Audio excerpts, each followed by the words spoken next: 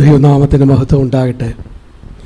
ഇന്ന് ഈ പ്രിയ കുഞ്ഞുങ്ങൾ സൈജു, സ്വപ്ന, തിമോത്തി, ഫിലിപ്പ്, ഈ കുഞ്ഞുങ്ങൾക്ക് ദാനമായിട്ട് ദൈവം നൽകിയ ഈ ഭവനത്തിൻ്റെ സമർപ്പണ പ്രാർത്ഥനയോടുള്ള ബന്ധത്തിൽ പല സ്ഥലങ്ങളിൽ നിന്ന് ബന്ധുക്കളും ചാർച്ചക്കാരും സ്നേഹിതരും സഭാംഗങ്ങളും അയൽ വീടുകളിൽ താമസിക്കുന്ന പ്രിയപ്പെട്ടവരും ഒക്കെ ആയിട്ട് ഈ നാട്ടുകാരും ഒക്കെ ആയിട്ട് കടന്നു വന്ന എല്ലാവരോടുമുള്ള സ്നേഹവും ആദരവും പ്രാരംഭമായിട്ട് അറിയിക്കുന്നു.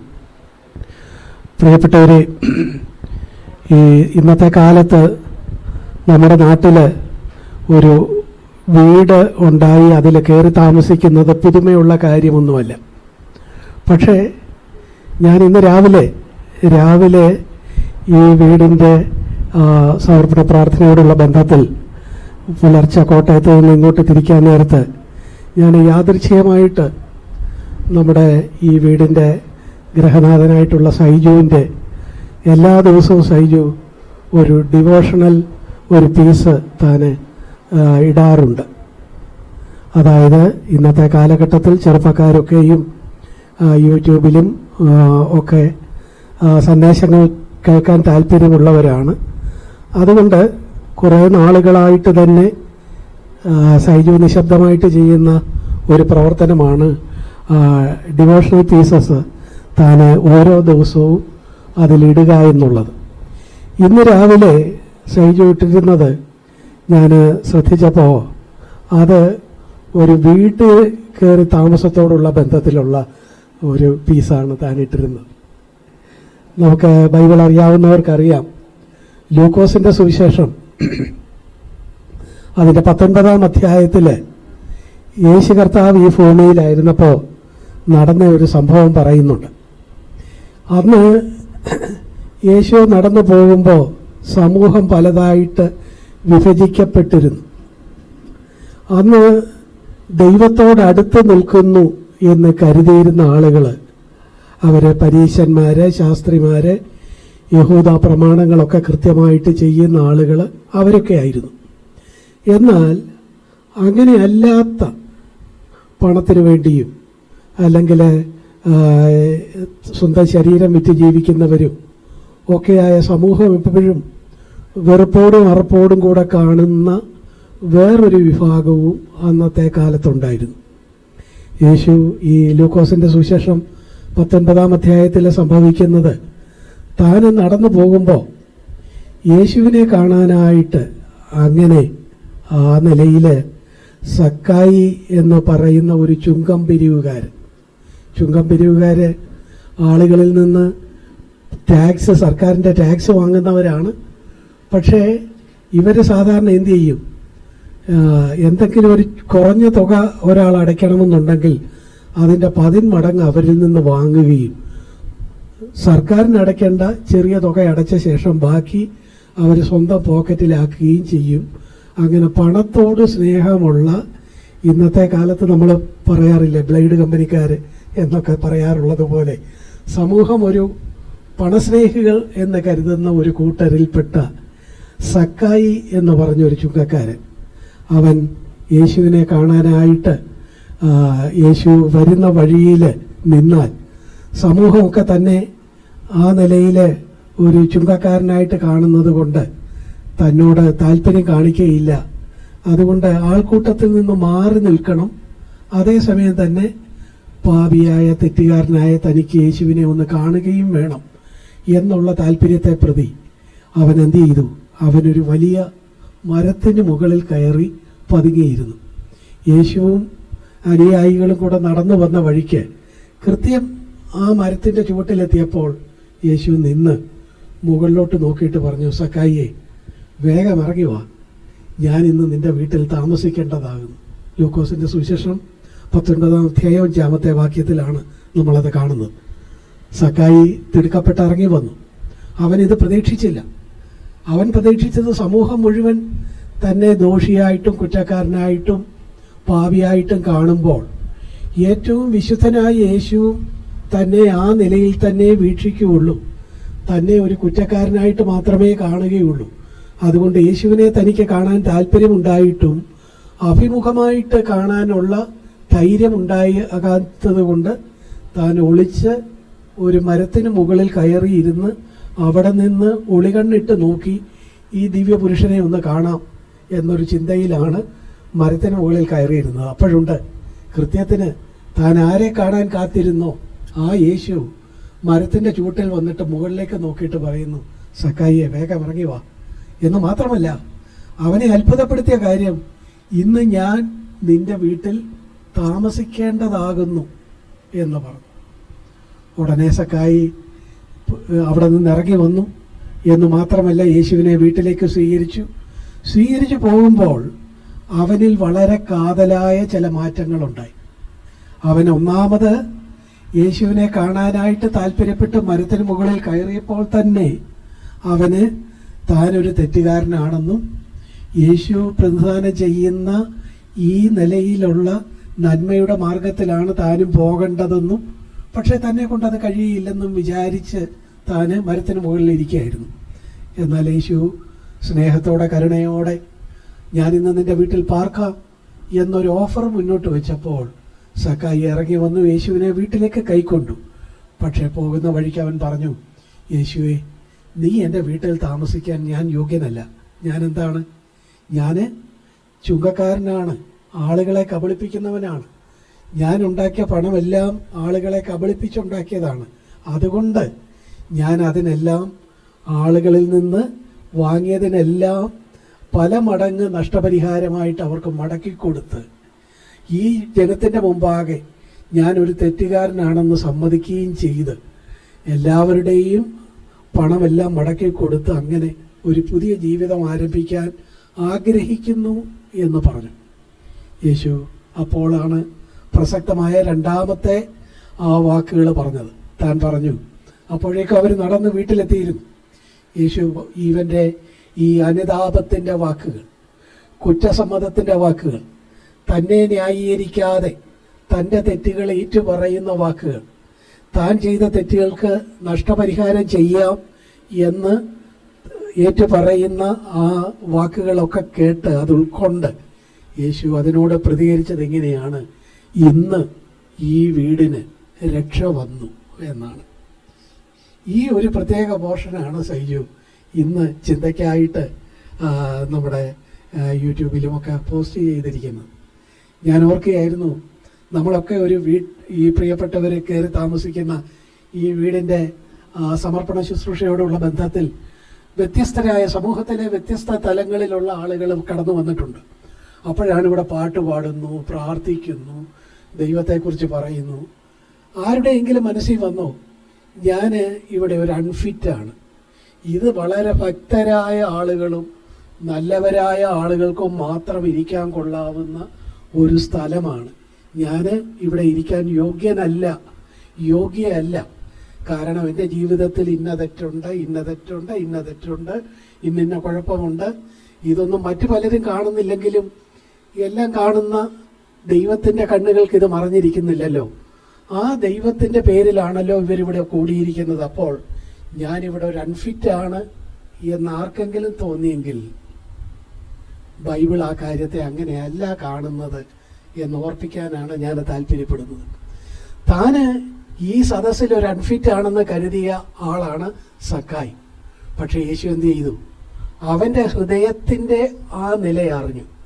തന്നെ ന്യായീകരിക്കാത്ത, തന്നെ നീതിമാനെന്ന് കാണാത്ത, തൻ്റെ തെറ്റുകളിൽ ഒരു ദുഃഖമുള്ള, പക്ഷെ ഇതിൽ നിന്ന് എങ്ങനെ രക്ഷപ്പെടും എന്നറിയാതെ വിഷണ്ണനായി നിൽക്കുന്ന അവൻ്റെ മാനസിക നില ഉൾക്കൊണ്ടിട്ട് യേശു എന്ത് ചെയ്തു? യേശു പറഞ്ഞു, നീ ഇറങ്ങി വാ, നിന്റെ വീട്ടിൽ ഞാൻ താമസിക്കാം എന്ന് പറഞ്ഞ് ആ വീട്ടിൽ ചെന്നിട്ട് പറഞ്ഞു, ഇന്ന് ഈ വീടിന് രക്ഷ വന്നു. പ്രിയപ്പെട്ടവരെ, ഈ കാണുന്ന വീട് മാത്രമല്ല, അതിനെ മാത്രമല്ല ബൈബിള് വീടെന്ന് വിളിക്കുന്നത്.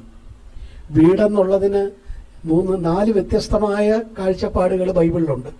അതിൽ നമ്മൾ പാർക്കുന്ന താൽക്കാലികമായ പാർപ്പിടം, വീട്, ഇന്ന് നമ്മൾ പറയുന്ന വീട് എന്നുള്ളത് വീട്, അത് ഒരർത്ഥമാണ്. മറ്റൊരർത്ഥം നമ്മുടെ ഭൗമ ശരീരമാണ്. പൗലോസ് പലയിടത്ത് പറയുന്നുണ്ട്, കൂടാരമായ എൻ്റെ ഭൗമഭവനം അഴിഞ്ഞുപോയ.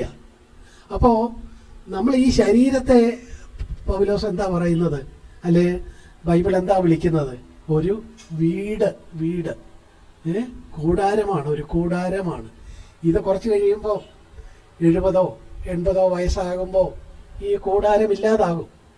പക്ഷേ ഈ നിലയിലുള്ള വീട്, ആ വീട്ടിൽ യേശു വരാൻ യോഗ്യരല്ല എന്ന് നമ്മൾ നമ്മുടെ തെറ്റിൻ്റെ അടിസ്ഥാനത്തിൽ കരുതുകയും സ്വയം ന്യായീകരിക്കാതെ ആ നിലയിൽ ഒരു ദൈവസന്നിധിയിൽ ഒരു ദുഃഖം ഹൃദയത്തിൽ പേറുകയും ചെയ്താൽ ആ ദുഃഖം കാണാൻ കഴിയുന്നവനാണ് ബൈബിള് പരിചയപ്പെടുത്തുന്ന യേശു.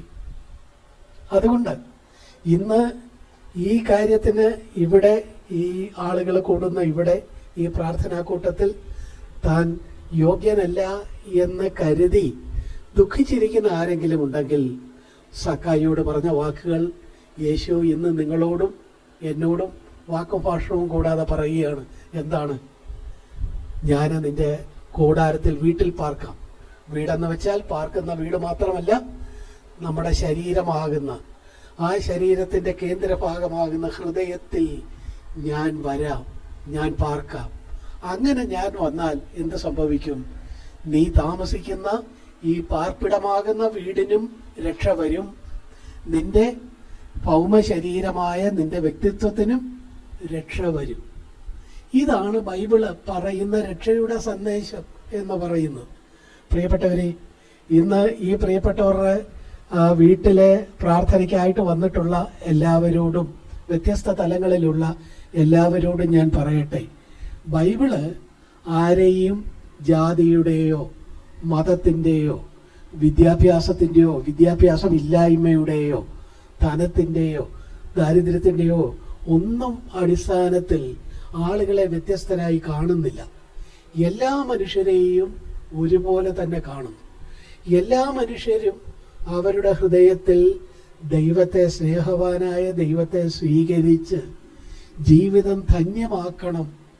അവരെല്ലാം ആ നിലയിൽ ദൈവവുമായി ബന്ധപ്പെട്ട് ദൈവമക്കളായി തീരണം. ഇതാണ് ബൈബിൾ ആഗ്രഹിക്കുന്നത്, യേശു ആഗ്രഹിക്കുന്നത്. സുവിശേഷം ആ സന്ദേശമാണ്. നോക്കുക, ഇന്നത്തെ സമൂഹത്തിലെ എല്ലാവരെയും ചെറിയ ആളെന്നും വലിയ ആളെന്നും വ്യത്യാസമില്ലാതെ മനുഷ്യനാണോ? നിനക്ക് നിന്റെ തെറ്റിനെ കുറിച്ചൊരു ദുഃഖമുണ്ടോ? ഉണ്ടെങ്കിൽ വരിക. അധ്വാനിക്കുന്നവരും ഭാരം ചുമക്കുന്നവരുമേ നിങ്ങൾ എൻ്റെ അടുക്കൽ വരിക. നിങ്ങളുടെ പാപത്തെക്കുറിച്ചും തെറ്റുകളെക്കുറിച്ചും ഒരു അധ്വാനവും അതിനെക്കുറിച്ചൊരു ഭാരവും ഉണ്ടെങ്കിൽ അത് മാത്രം മതി. സക്കായിക്ക് അതുണ്ടായിരുന്നു. തൻ്റെ തെറ്റിനെക്കുറിച്ച് ഒരു വലിയ ഭാരമുണ്ടായിരുന്നു. അത് കണ്ട് കർത്താവ് പറയുന്നു, യേശു പറയുന്നു, ഞാൻ ഇന്ന് നിന്റെ വീട്ടിൽ വരാം, നിന്റെ വീടിന് രക്ഷ വരും. അപ്പോൾ ഇന്ന് 20 നൂറ്റാണ്ട് കടന്നുപോയി. 21-ാം നൂറ്റാണ്ടിൽ, ഇന്ന് 21 നൂറ്റാണ്ട് പിന്നിട്ട് ഇന്നും ആരെങ്കിലും ആ നിലയിൽ കർത്താവിനോട് ഇങ്ങനെ ഒരു മനോഭാവത്തോടെ ആയിരിക്കുന്നെങ്കിൽ യേശു എന്ത് ചെയ്യും? നിങ്ങളുടെ ഹൃദയത്തിൽ കടന്നു വരും, നിങ്ങളുടെ ഭവനത്തിൽ കടന്നു വരും. ഈ നിങ്ങളുടെ വ്യക്തി ജീവിതത്തിന് രക്ഷ വരും, കുടുംബജീവിതത്തിന് രക്ഷ വരും. അങ്ങനെ ഒരു രക്ഷയുടെ മാർഗമാണ് ബൈബിള് മുന്നോട്ട് വെക്കുന്നത്. ഇതിനെന്താ ചെയ്യേണ്ടത്? യോഹന്നാന്റെ സുവിശേഷം 1-ാം അധ്യായം 12-ാമത്തെ വാക്യം ഇങ്ങനെയാണ്. യേശുവിനെ വിശ്വസിച്ച് കൈക്കൊണ്ട് ഹൃദയം കൊണ്ട് വിശ്വസിച്ചാൽ എന്തായി? ദൈവമകനായി തീർന്നു. അവനെ കൈക്കൊണ്ട് അവൻ്റെ നാമത്തിൽ വിശ്വസിക്കുന്ന ഏവർക്കും ദൈവമക്കളായി തീരാൻ കഴിയും, ദൈവത്തോട് ബന്ധപ്പെടാൻ കഴിയും, വീടിനൊരു രക്ഷ വരുത്താൻ കഴിയും. കാര്യങ്ങൾ വ്യത്യാസമായി തീരും. ആകെ വേണ്ടത് എന്താ? ദൈവമേ, ഞാനൊരു തെറ്റുകാരനാണ്. എൻ്റെ ജീവിതത്തിൽ സക്കായി പറഞ്ഞതുപോലെ പല തെറ്റുകൾ സംഭവിച്ചിട്ടുണ്ട്. പക്ഷെ എനിക്കതിനെക്കുറിച്ച് ഒരു അനുതാപം, ദുഃഖമുണ്ട്. എൻ്റെ ഈ തെറ്റുകൾക്ക് വേണ്ടിയാണല്ലോ യേശുവെ അവിടുന്ന് 2000 വർഷം മുമ്പ് കാൽവരി ക്രൂശിൽ മരിച്ചത് എന്ന് വിശ്വസിച്ച് അനുതാപത്തോടെ യേശുവെ എൻ്റെ ഹൃദയത്തിലേക്ക് കടന്നു വരണമേ എന്ന് പ്രാർത്ഥിക്കുന്ന ഏതൊരാൾക്കും ദൈവമകനായി തീരാൻ കഴിയും എന്നാണ് യോഹന്നാൻ 1:12 നമ്മളോട് പറയുന്നത്. റോമർക്ക് എഴുതിയ ലേഖനം നമ്മൾ ഇതേ കാര്യം കാണുന്നുണ്ട്. അവിടെ പറയുന്നത് എന്താ? യേശുവിനെ കർത്താവെന്ന് ഈ നിലയിൽ വിശ്വസിക്കുകയും വായ്കൊണ്ട് ഏറ്റു പറയും. ഇവിടെ പറഞ്ഞ അതേ 2 കാര്യങ്ങൾ നോക്കുക. അപ്പോൾ ഇതിനു വേണ്ടി ഒരു വീടിനൊരു രക്ഷ വരാൻ വേണ്ടി നമ്മൾ നൊയമ്പ് നോക്കണ്ട, നമ്മൾ പണം കൊടുക്കണ്ട, നമ്മൾ പുണ്യസ്ഥലം സന്ദർശിക്കണ്ട. ബൈബിള് വെളിപ്പെടുത്തുന്ന ദൈവത്തിന് ഇതൊന്നും ആവശ്യമില്ല. എന്താ വേണ്ടത്? അനുതാപമുള്ള ഒരു ഹൃദയം, തെറ്റ് സമ്മതിക്കുന്ന ഒരു ഹൃദയം, അത് മതി. അതുമായിട്ട് ആരെങ്കിലും നിശബ്ദമായിട്ടാണെങ്കിലും അവരുടെ ഹൃദയത്തിൽ നിന്ന് ഈ യേശുവിനോട് പ്രാർത്ഥിച്ചാൽ കർത്താവ് എന്ത് ചെയ്യും? അവരുടെ ഹൃദയത്തിൽ കടന്നു വരും. ഈ വീടിന് രക്ഷ വന്നു എന്ന കർത്താവ് അരുളി ചെയ്യും. കാര്യങ്ങൾ വ്യത്യാസമായി തീരും. ഞാൻ പറയുന്നത് സൈജുവിനെയും സൈജുവിൻ്റെ സഹോദരി മോളെയും അവരെയൊക്കെ വർഷങ്ങൾക്ക് മുമ്പ് ഞങ്ങളുടെ ഭവനത്തിലൊക്കെ വരുമ്പോൾ എനിക്ക് പരിചയമുണ്ട്. ഈ കുഞ്ഞുങ്ങളൊക്കെയും അവരുടെ ജീവിതത്തിൻ്റെ നല്ല സമയങ്ങളിൽ ഈ യേശുവിനെ രക്ഷകനായി നാഥനായി സ്വീകരിച്ചവരാണ്.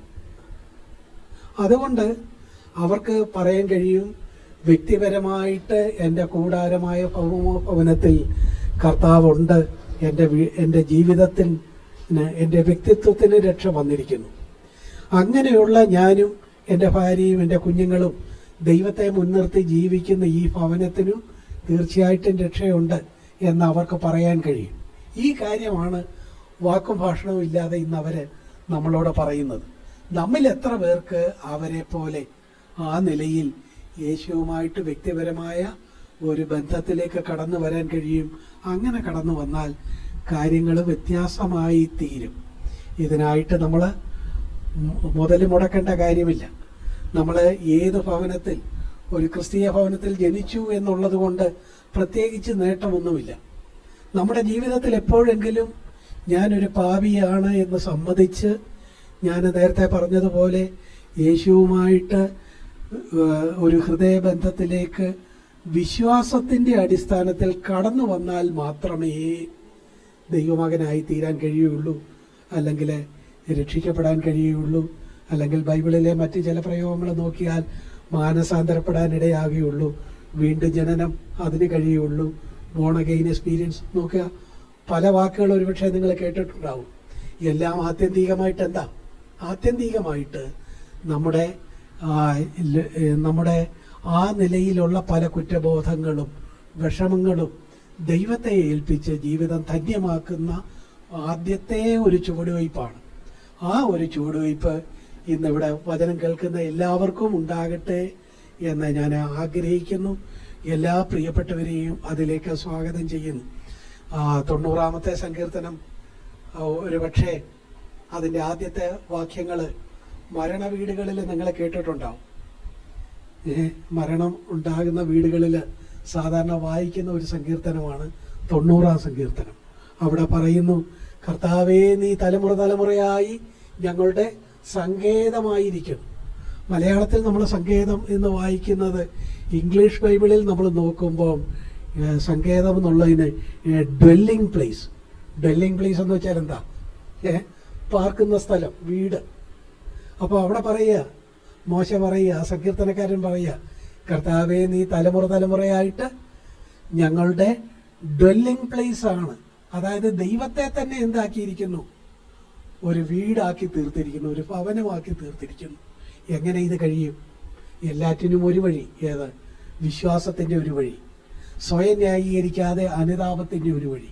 ആ വഴിയിലൂടെ ദൈവത്തെ നമുക്ക് നമ്മുടെ ഡ്വെല്ലിംഗ് പ്ലേസ് ആക്കി തീർക്കാനൊക്കും, നമ്മുടെ ഭവനമാക്കി തീർക്കാനൊക്കും.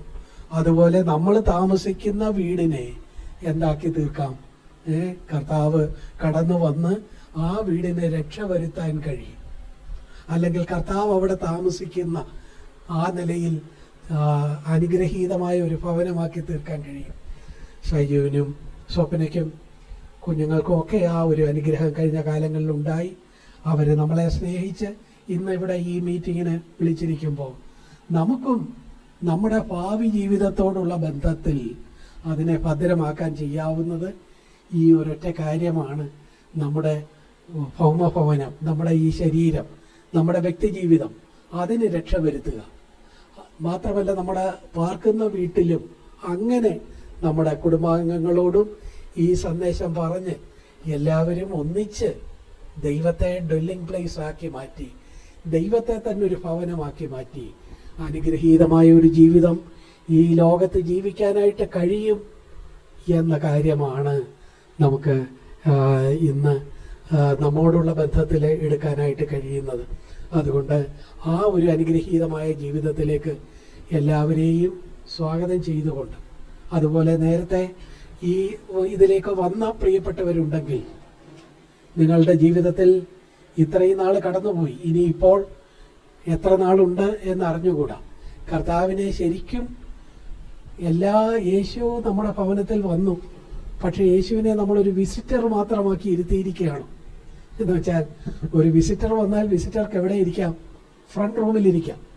എന്നാൽ ബെഡ്റൂമിലോ നമ്മുടെ പണം സൂക്ഷിച്ചേക്കുന്ന വേറെ പ്രത്യേക മുറികളിലോ ഒന്നും വിസിറ്റർക്ക് അനുവാദമില്ല. എന്നാൽ യേശു വരുന്നത് ഒരു വിസിറ്ററായിട്ടല്ല, എന്താ, ഈ വീടിൻ്റെ നായകനായിട്ടാണ്. യേശുവിനെ സ്വീകരിച്ചാൽ അവിടത്തേക്ക് എല്ലാ മുറിയിലും യഥേഷ്ടം കടന്നു വരാം. ഞാൻ പറഞ്ഞത് ഒരൊറ്റ ഒരു കാര്യമാണ്, നമുക്കൊന്നും ദൈവത്തിൽ നിന്ന് മറച്ചു വയ്ക്കാനൊക്കെയില്ല. ദൈവത്തിനായിട്ട് നമ്മളെ കൊടുക്കുമെങ്കിൽ നമ്മൾ പൂർണ്ണമായിട്ട് കൊടുക്കണം. അല്ലാതെ വീടിൻ്റെ മുൻവാതിൽ മാത്രം തുറന്ന് വിസിറ്റിംഗ് റൂമിൽ മാത്രം ഒരു ഗസ്റ്റായിട്ട് ഇരുത്താം എന്നല്ല. യേശുവേ, നീ ഈ വീടിൻ്റെ ഗസ്റ്റാണ് എന്നല്ല വീടുകളിൽ എഴുതി വെച്ചേക്കുന്നത്. നീ ഈ വീടിൻ്റെ നായകൻ. നമ്മുടെ വ്യക്തി ജീവിതത്തിൽ യേശു നേരത്തെ നമ്മൾ സ്വീകരിച്ചിട്ടുണ്ട്, പക്ഷേ പൂർണ്ണമായിട്ട് നമ്മുടെ വ്യക്തിത്വത്തെ ഏൽപ്പിച്ചു കൊടുത്തിട്ടുണ്ടോ? നമ്മുടെ ഭവനത്തെ ഏൽപ്പിച്ചു കൊടുത്തിട്ടുണ്ടോ? ഇല്ലെങ്കിൽ അങ്ങനെയുള്ള പ്രിയപ്പെട്ടവർക്കും ഇത് ഒരു വെല്ലുവിളിയാകട്ടെ. ഈ പ്രിയപ്പെട്ടവർ നമ്മളെ ഇന്ന് ഹൗസ് വാമിങ്ങിന് വിളിച്ചത് നമുക്ക് ആ നിലയിൽ പ്രയോജനമായിട്ടെടുക്കാം. ഈ പ്രിയപ്പെട്ടവർക്ക്, ഈ അയൽപക്കക്കാർക്കൊക്കെ സ്വാതന്ത്ര്യം നൽകുന്ന മനോഹരമായ ദൈവത്തിൻ്റെ സാക്ഷ്യം ഉയർത്തി കാണിക്കുന്ന ഒരു ഭവനമായിട്ട് തുടർന്നും ഈ ഭവനമായിരിക്കട്ടെ എന്ന് ആഗ്രഹിക്കുകയും പ്രാർത്ഥിക്കുകയും ചെയ്തുകൊണ്ട് കടന്നു വന്ന എല്ലാവർക്കും നന്മകൾ ആശംസിച്ചുകൊണ്ട് ഞാൻ എൻ്റെ വാക്കുകളെ അവസാനിപ്പിക്കുന്നു. നന്ദി. Thank you. I am very happy that all of you have come. ഇവിടെ നിങ്ങളെല്ലാവരും കടന്നു വന്നതിൽ ഞാൻ സന്തുഷ്ടനാണ്. I can humbly tell that God has been kind to me and to my family. താഴ്മയോട് എനിക്ക് പറയാനായിട്ട് പറ്റും, എനിക്കും എൻ്റെ കുടുംബത്തിനും കർത്താവ് വളരെ കരുണയുള്ളവനായിരുന്നു. Many of you know from our background, from where we have come, the struggles that we have faced. പലർക്കും അറിയാവുന്നതുപോലെ ഞങ്ങൾ വലിയ പ്രയാസവും പ്രതിസന്ധികളും തരണം ചെയ്താണ് ഈ നിലയിൽ ഇത്രത്തോളം ഇവിടെ കടന്നു വന്നത്. And in all these years, without shame I can tell, because Jesus has been my Lord, I have always been saved. എനിക്ക് ലജ്ജ കൂടാതെ ധൈര്യത്തോടെ പറയാനായിട്ട് പറ്റും, യേശു ഞങ്ങളുടെ കർത്താവ് നാഥനുമായിരുന്നത് കൊണ്ട് എനിക്ക് സമാധാനത്തോടെ കഴിയാൻ പറ്റി. I read an article like this. ഞാൻ കഴിഞ്ഞ ദിവസം വായിച്ച ഒരു ശകലം ഞാൻ പറയാൻ ആഗ്രഹിക്കുന്നു. The sound of a Christian home. ക്രിസ്തീയ ഭവനങ്ങളിലെ ശബ്ദം എന്ന് പറയുന്നത്, the essence of that article went like this. ആ ഭാഗത്തിൻ്റെ അതിൻ്റെ ചുരുക്കം എന്ന് പറയുന്നത് ഇങ്ങനെയായിരുന്നു. Imagine there is one fly or some device that is recording all that is happening in our house. ചിന്തിക്കുക, നമ്മുടെ വീടുകളിൽ എല്ലാ കാര്യങ്ങളും റെക്കോർഡ് ചെയ്യുന്ന ഏതെങ്കിലും ഒരു ഉപകരണം ഉണ്ട് എന്നിരിക്കട്ടെ. If that was again replayed, will it show sounds of grumbling, complaining, gossip? അത് ഒരു പക്ഷേങ്കിലും വീണ്ടും അത് നമുക്ക് കാണുവാൻ കഴിഞ്ഞിരുന്നെങ്കിൽ, നമ്മൾ റെക്കോർഡ് ചെയ്ത അത് വീണ്ടും പ്ലേ ചെയ്യുമ്പോൾ, വീണ്ടും അത് കേൾപ്പിക്കുകയോ കാണുകയോ ചെയ്യുമ്പോൾ നമ്മുടെ പിണക്കത്തിൻ്റെയും പരാതിയുടെയും പെറുപെറുപ്പിൻ്റെയും ഒക്കെ ശബ്ദങ്ങൾ കേൾക്കേണ്ടതായിട്ട് വരുമോ? It might not be the fact for everyone. എല്ലാവരുടെയും അവസ്ഥ അല്ലെങ്കിൽ ഇങ്ങനെ ആകണമെന്നില്ല.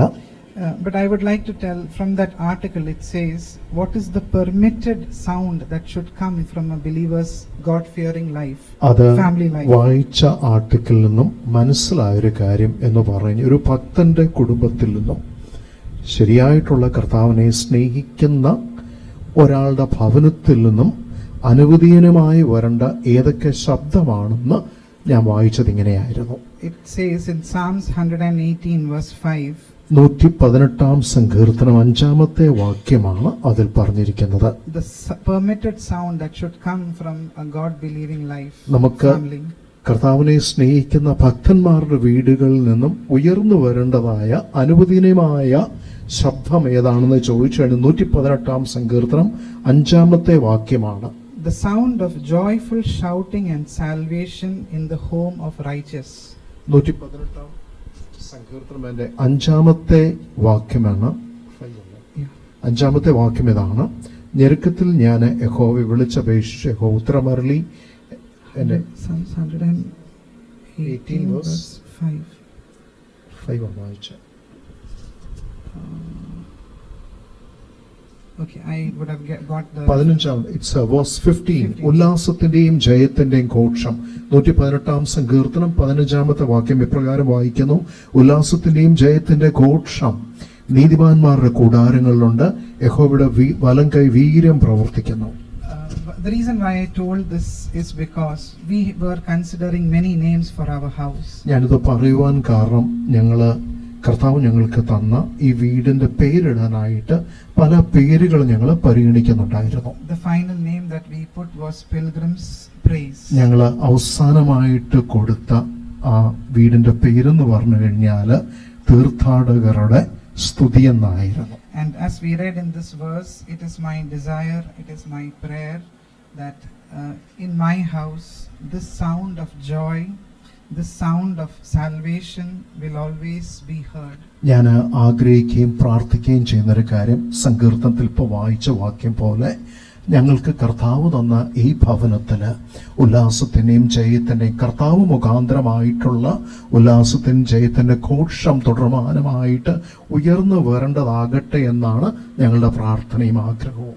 I'm not telling I'm perfect and I have reached that perfection. ഞാൻ പൂർണ്ണനാണെന്നോ അല്ലെങ്കിൽ പൂർണ്ണതയുള്ളവനായി തീർന്നു എന്ന് പറയുകയല്ല പ്രിയപ്പെട്ടവരെ. But like my heart's desire, I want to encourage all of you to have it in your individual family lives. എന്റെ ഹൃദയം ഈ ഒരു കാര്യത്തിനായിട്ട് തുടിക്കുന്നത് പോലെ എന്നെ ഇന്ന് കേൾക്കുന്ന നിങ്ങളുടെ ഓരോരുത്തരുടെ ഹൃദയങ്ങളുടെ സ്പന്ദനം ഇത് തന്നെയായിരിക്കട്ടെ.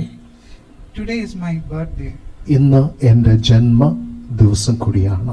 And in that sense, I am always reminded that life is short, like Joji brother told right now. ആ ഒരു കാര്യത്തിന്റെ വെളിച്ചത്തില് സഹോദരൻ ജോജി ഓർമ്മിപ്പിച്ചതുപോലെ ജീവിതം എന്ന് പറയുന്നത് അതൊരു ചുരുക്കമത്രേ. We all think, my sir tells John, everybody thinks they are immortal. Everybody thinks they are immortal. All of us think while living in this earth. പലപ്പോഴും നമ്മളെല്ലാവരും ചിന്തിക്കുന്നത് ഈ ലോകത്തിലെ ജീവിക്കുന്ന നമ്മളെല്ലാവരും അമർത്യതയുള്ളവരാണെന്നാണ് നമ്മൾ പൊതുവെ കരുതുന്നത്. Many times when I get up in the morning, I tell Lord, I thank you for waking me up. ഞാൻ മിക്കപ്പോഴും രാവിലെ എഴുന്നേറ്റ് വരുമ്പോൾ കർത്താവിനോട് പ്രാർത്ഥിക്കുന്ന ഒരു ചെറിയ പ്രാർത്ഥന ഇതാണ്: കർത്താവെ, സമാധാനത്തോട് അവിടുന്ന് എന്നെ ഉണർത്തിയതിനാല് ഞാൻ അങ്ങേക്ക് നന്ദി പറയുന്നു. In that sense, the word pilgrim is part of this house. അതുകൊണ്ടാണ് ആ ഒരു പശ്ചാത്തലത്തിലാണ് ഈ വീടിന്റെ നാമം ഞങ്ങള് തീർത്ഥാടകരുടെ സ്തുതി എന്ന് പറഞ്ഞിരിക്കുന്നത്. I want to encourage myself and all of you that we should all have this attitude that we are here for a short time. ഞാൻ എന്നെ ഓർമ്മപ്പെടുത്തുന്നത് പോലെ എന്നെ ഇന്ന് കേൾക്കുന്ന എല്ലാവരെയും ഞാൻ ഓർമ്മപ്പെടുത്തുന്നത് ജീവിതം എന്ന് പറയുന്നത് ചുരുക്കമാണ്. A house that I may have, my children that I may have, everything, it is there with me for a short period of time. എന്റെ ജീവിതം കർത്താവ് എനിക്ക് ദാനമായിട്ട് എന്ന കുടുംബം, കുഞ്ഞുങ്ങള്, ഇതെല്ലാം ഈ ലോകത്തിലെ ചുരുക്കം സമയത്തിന് മാത്രമാണെന്നുള്ളൊരു തിരിച്ചറിവ് ഉണ്ടാകട്ടെ. This name also, it was based on Psalms 119 verse 54. ഈ പേര് പിൽഗ്രിംസ് പ്രൈസ് എന്ന് പറയുന്ന ആ വാക്ക് തന്നെ 119 സങ്കീർത്തനം അതിന്റെ 54. 54 വാക്യത്തിൽ ഇങ്ങനെ വായിക്കുന്നു, ഞാൻ പരദേശിയായി പാർക്കുന്ന വീട്ടിൽ നിന്റെ ചട്ടങ്ങൾ എന്റെ കീർത്തനമാകുന്നു. Your statutes are my song in the house of my pilgrimage. ഞാൻ പാർക്കുന്ന ഈ വീട്ടില് കർത്താവേ നിന്റെ ചട്ടങ്ങള് അതിന്റെ പാട്ടുകളാവുന്ന എന്റെ കീർത്തനമാകുന്നു. And as we were reminded today in our Sunday meeting, the statutes of the Lord, how I obey, is an expression of my love for God. ഇന്ന് രാവിലത്തെ സഭയുടെ മീറ്റിംഗില് പ്രിയ ജോർജ് ഫെൽ കേട്ടൊരു കാര്യമെന്ന് പറയുന്നത്, കർത്താവിനെ സ്നേഹിക്കുന്നു എന്ന് പറയുന്നത് അത് കർത്താവിനോടുള്ള കൽപ്പനകളെ കാത്തു സൂക്ഷിക്കുന്നതത്രേ. Very quickly we can forget we are pilgrims. വളരെ പെട്ടെന്ന് തന്നെ നമ്മൾ തീർത്ഥയാത്രക്കാരാണെന്നുള്ളൊരു കാര്യം മറന്നുപോയേക്കാം. I want to live as a pilgrim. I want my family and all my loved ones to have this attitude. ഞാൻ ആ ഒരു തീർത്ഥയാത്രികനെ പോലെ ഈ ഭൂമിയിലെ ജീവൻ തുടരാൻ ആഗ്രഹിക്കുന്നു. ഞാൻ മാത്രമല്ല, എൻ്റെ എല്ലാ പ്രിയപ്പെട്ടവരും അങ്ങനെ ഒരു മനോഭാവത്തില് ഈ ലോകത്തിലെ ജീവിതം നയിക്കണമെന്ന് ഞാൻ ആവശ്യപ്പെടുന്നു. And as we read in this verse, as we live as a pilgrim, his statutes are to be my song in the home of my pilgrimage. നമ്മളിപ്പോൾ വായിച്ചതുപോലെ ഈ ലോകത്തിൽ ഞാനൊരു പരദേശിയായിട്ട് തീർത്ഥയാത്രികനായിട്ട് ജീവിക്കുമ്പോൾ കർത്താവ് എനിക്ക് തന്ന വീട്ടില് അവിടുത്തെ ചട്ടങ്ങളാണ് എൻ്റെ പാട്ടിന്റെ കീർത്തനം എന്ന് പറയുന്നത്. I really want to take this opportunity to thank all of you who have come here. ഈ സമയത്ത് ഞങ്ങളെ സ്നേഹിച്ച് ഇവിടെ കടന്നു വന്ന എല്ലാവരോടുമുള്ള എൻ്റെ സ്നേഹവും നന്ദിയും ഈ അവസരത്തിൽ ഞാൻ പറയുന്നു. Many people have helped us in building this house. പല പ്രിയപ്പെട്ടവര് ഈ ഭവനം ചമയ്ക്കുവാനായിട്ട് പണിതെടുക്കുവാനായിട്ട് ഞങ്ങളെ സഹായിച്ചിട്ടുണ്ട്. I really want to thank Swapna's papa. ഞാൻ ശരിക്കും ഹൃദയത്തിൽ നിന്ന് സ്വപ്നയുടെ പപ്പയോടുള്ള ഈ സ്നേഹവും ബഹുമാനവും ഞാൻ ഈ അവസരത്തിൽ പറയുന്നു. We call him Papa, but he is all known as K. Thomas. K. Thomas. Okay, ഞങ്ങൾ പപ്പ എന്ന് വിളിക്കുന്ന എല്ലാവരും അറിയപ്പെടുന്ന കെ തോമസ് എന്നാണ്. If he was not there, it would have been really impossible to build this house. പപ്പയുള്ളത് കൊണ്ടാണ്, സ്വപ്നയുടെ പപ്പയുള്ളത് കൊണ്ടാണ് ഈ വീട് ഇത്ര മനോഹരമായിട്ട് പൂർത്തീകരിക്കുവാനായിട്ട് കഴിഞ്ഞത്. He's really a little aged, but still very sacrificially, with love, with care, with a lot of pain, he came and he built as his expression of love to Swapna and the children. പ്രായാധിക്യമുണ്ടെങ്കിൽ തന്നെയും വളരെ സ്നേഹത്തോടെ ത്യാഗപരമായിട്ട് ഞങ്ങളോടുള്ള സ്നേഹത്തിന്റെ പ്രദർശനമായിരുന്നു ഈ വീട് ഞങ്ങൾക്കായിട്ട് പണിത് തന്നത്. And I also want to thank Swapna's mummy who stood with Papa along these times. ഈ കാര്യങ്ങളിലൊക്കെ ചെയ്യുമ്പോൾ പ്രിയ പപ്പയോടൊപ്പം ചേർന്ന് നിന്ന സ്വപ്നയുടെ മമ്മിയോടുള്ള സ്നേഹത്തെ ഞാൻ ഈ സമയത്ത് പറയുന്നു. Like many of you mothers, she is also very caring for Papa's health. പല അമ്മമാരെ പോലെ തന്നെ പപ്പയുടെ ആരോഗ്യത്തെ വളരെ നന്നായിട്ട് ശ്രദ്ധിക്കുന്ന ഒരു മാതാവ് കൂടിയാണ് സ്വപ്നയുടെ മാതാവ്. I am thankful for the love that she expresses to all of us. ഈ കാര്യങ്ങളൊക്കെ ചെയ്തതിൽ കൂടി സ്വപ്നയുടെ മാതാവ് ഞങ്ങളോടുള്ള സ്നേഹത്തെയാണ് കാണിച്ചതെന്ന് അതിനും ഞാൻ കടപ്പെട്ടിരിക്കുന്നു. And I'm not taking names, but I really want to thank all the people who worked so hard, the civil works, the plumbing works, the electrical works, the painting, tiles, carpentry, supervisors, and many other helpers. സമയത്തിന്റെ ചുരുക്കം കൊണ്ട് ഞാൻ ആരുടെയും പേര് പ്രത്യേകമായിട്ട് പരാമർശിക്കുന്നില്ല. പക്ഷെ ഈ ഒരു വീടിന്റെ പിന്നിൽ അധ്വാനിച്ച plumbing work, electrical work, sanitary work, ഇങ്ങനെ ഒരുവിധമായ പ്രാക്ടിക്കൽ കാര്യങ്ങൾ ചെയ്ത എല്ലാ പ്രിയപ്പെട്ടവരോടുള്ള സ്നേഹവും നന്ദിയും ഞാൻ പറയുന്നു. Even today, I know many of you have come very far of places. ഇന്നും വളരെ ദൂരം യാത്ര ചെയ്ത് ഞങ്ങളോടുള്ള സ്നേഹത്തിനായിട്ട് മാത്രം ഇവിടെ കടന്നു വന്ന പ്രിയപ്പെട്ടവരുണ്ട്. Very elderly people. പ്രായമായ മാതാപിതാക്കൾ കടന്നു വന്നിട്ടുണ്ട്. From our family, we really want to tell a big thank you to all of you. ഞങ്ങളുടെ കുടുംബത്തിൽ നിന്നും സ്വന്തക്കാര്, ചാർച്ചക്കാര്, ബന്ധുമിത്രാദി അവരോടൊക്കെ ഒരു വലിയ സ്നേഹം ഞാൻ ഈ അവസരത്തിൽ പറയുന്നു. I really want to thank Joji brother and sister Laila for coming. George ബ്രദറും ലൈല സിസ്റ്ററോടുള്ള സ്നേഹവും നന്ദിയും ഈ സമയത്ത് I want പറയുന്നു. to thank Reggie brother and Jijo brother. Reji ബ്രദറിനോടും Jijo ബ്രദറിനുള്ള പ്രത്യേക സ്നേഹം പറയുന്നു. And once again, I am really, really thankful to all of you. ഞാൻ ഒരു പ്രാവശ്യം കൂടി എല്ലാവരോടും ഞാൻ ഏറ്റവും അധികം സ്നേഹം കൊണ്ട് ഞാൻ കടപ്പെട്ടിരിക്കുന്നു. Please pray for us. തുടർന്നും ഞങ്ങളെ ഓർത്ത് പ്രാർത്ഥിക്കണമേ എന്ന് ആവശ്യപ്പെടുന്നു. Thank you. നന്ദി.